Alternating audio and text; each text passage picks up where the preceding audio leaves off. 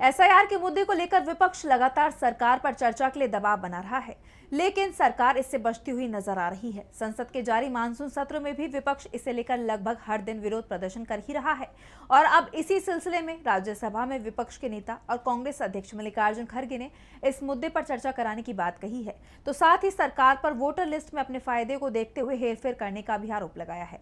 तो और क्या कुछ कहा मल्लिकार्जुन खड़गे ने, देखिए इस रिपोर्ट में।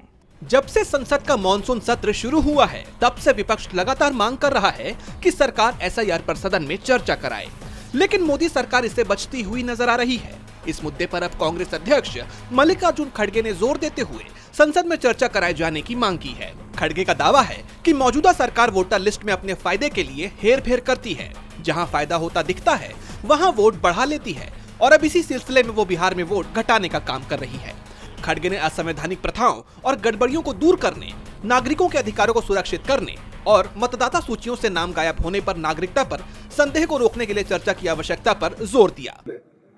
और ये जो वोटर लिस्ट की गड़बड़ी है और ये वोटों की जो चोरी हो रही है, तो हम ये चाहते हैं कि संपूर्ण चर्चा अगर हो गया तो जहाँ जहाँ इनकी गलतियां हैं और जो असंवैधानिक रीति से ये जो कर रहे हैं उसको हम जवाब दे सकते, सजेशन दे सकते और देश के हित में खासकर हम जो वोटर्स अपने हक को खो रहे हैं उन। खड़गे ने आगे कहा कि हमें एसआईआर पर चर्चा करने का मौका मिलना चाहिए ताकि जहां गड़बड़ी हुई है, असंवैधानिक तरीके से काम किया जा रहा है, उस बारे में बात हो और लोगों के अधिकार सुरक्षित हो सके।